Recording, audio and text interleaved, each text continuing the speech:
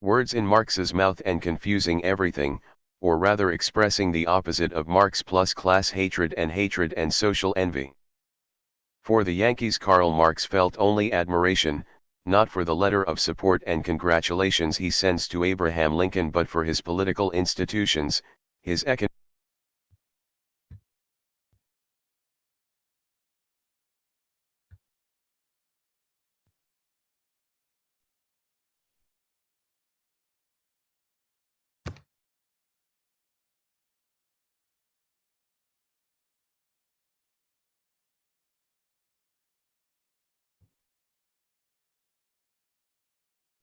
Karl Marx and California. Surely anyone will wonder that it is obvious that Karl Marx hated to death the Yankees and everything related to the United States of America or Western culture. And here I start the discount of the story. They have done a great job, the Frankfurt School, in putting words in Marx's mouth and confusing everything, or rather expressing the opposite of Marx plus class hatred and social envy. For the Yankees, Karl Marx felt only admiration, not for the letter of support and congratulations he sends to Abraham Lincoln, but for his political institutions, his economic institutions and his culture. The only thing he did not find to his liking were the two parties, perhaps because he could not influence a land where there was not so much discontent and that its people were busier and more concerned in their jobs than in showing their frustrations as he himself would score, and the lobbyists who since then give what to talk about. A people is in its industrial heyday when the main thing for it is not profit, but winning. In this, the Yankees are above the English. And since the year 1857 has been so, with the exceptions that, due to the population size of India and China and their modernization, surpass the United States as an economy within a few years, perhaps 5 years, but it will not cease to be for now the leader in economy and in the military field. Karl Marx did not know the Obama administration. Barack Obama's populist government lost to China. He could have grown more, but he did not have the capacity to make his country more productive, only to borrow more.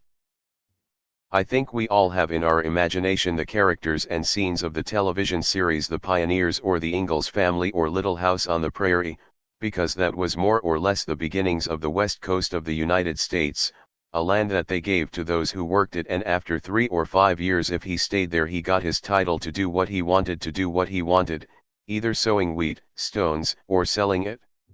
Another attraction of the United States was the payment of taxes with respect to England. In this part of the Atlantic they pay 50 times less tax than in the UK. And that's how the west of this country was populated. Giving away their land, letting them produce, and the government facilitating the communication routes for the exit and entry of products. For example, after forcibly buying from Mexico, these large areas occupied much more to be able to turn the mountains in their construction of the railroad, and for that reason they were interested in another piece, and so they became the bedside table. Those lands, to be able to conquer them, to tame them, cost many lives due to the work they had to invest, wild land, places without water. No one forced them to go more than wanting to progress for their family and their dreams. But they did not have to fight against feudal residues, against kings, against laws and institutions of the past. For example, by 1815 Mexico was independent, but had two large institutions, the church and the army, as well as an inexperienced and very small bureaucracy. The church, with its laws, was the one that limited the entry of people who were not from Spain and who did not profess the Catholic religion, that limited the entry of new mentalities, had a great religious intolerance. She owned 22% of the country's wealth, education, cemeteries, courts, civil registry. In addition to a population that is or not at all suitable for capitalism.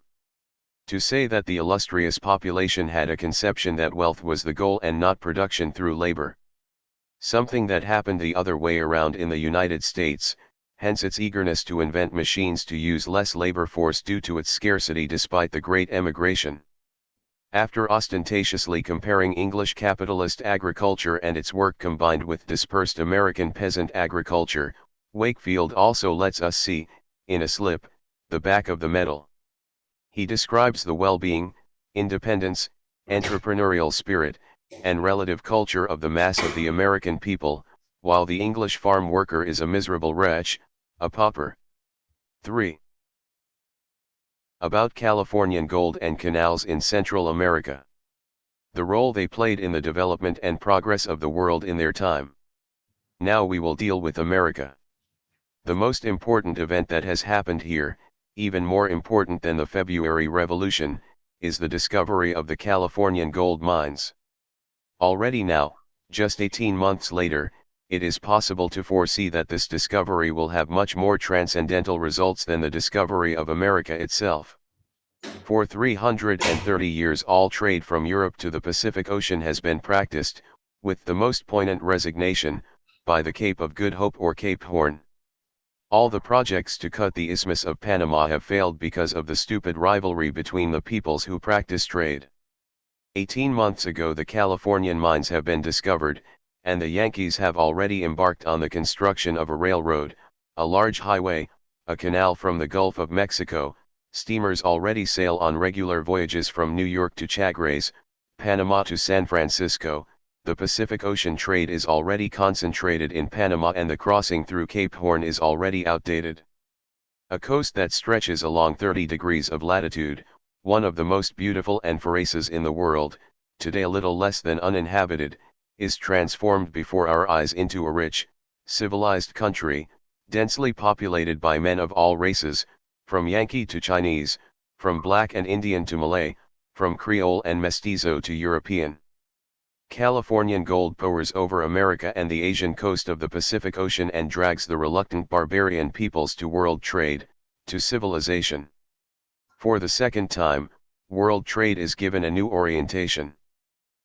What in antiquity were Tyre, Carthage, and Alexandria, in the Middle Ages Genoa and Venice, what until today have been London and Liverpool, the emporiums of world trade, that now become New York and San Francisco, San Juan de Nicaragua and Leon, Chagres, and Panama. The center of gravity of world trade, in the Middle Ages Italy, in modern England, is today in the southern half of the North American peninsula. 4. All these annotations have been ignored to give expositions on the United States only on issues that have to do with revolution, that is, with the civil war of this country, or isolated notes on the labor movement or marginal notes on the crisis due to world trade with the Yankees. That is, the supporters of the Frankfurt School see only the negative aspects of Marx, the contradictions of capitalism, which Marx himself refutes by making observations about Simon de Sismon's complaints and Jeremiad's and his ability to see only the negative and contradictory aspects. Latin American academic professorship or socialism has limited with its scholarships the growth of its own countries, attributing its development to other countries when the solution was in its own internal forces. The invention of imperialism can only come from the envy of other countries.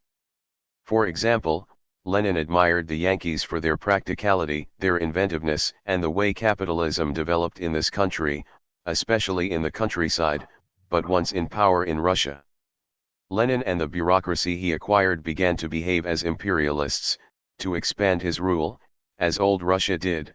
Suddenly he began to see the United States as his enemy and invented imperialism. Before that, he never mentions the imperialist character.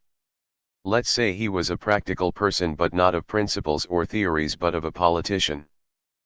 The immense materials for the history of political economy accumulated in the British Museum, the very favorable position that London offers for the observation of bourgeois society, and, finally, the new phase of development in which it seemed to enter with the discovery of gold from California and Australia, impelled me to start over from the beginning, making my way, in a critical way, through the new materials. 4. The revival of business that followed the crisis of 1847 ushered in a new industrial era. The abolition of grain laws and subsequent financial reforms provided the slack needed for the expansion of Britain's industry and commerce. This was followed by the discovery of the gold deposits in California and Australia. Colonial markets were rapidly developing their ability to absorb English manufactured goods. Lancaster's machine loom suddenly ruined millions of Indian weavers. China was becoming more and more open to trade. 5. Notes. Karl Marx, Contribution to the Critique of Political Economy. Karl Marx, Capital, Book 1, Volume 3. Materials for the History of Latin America, February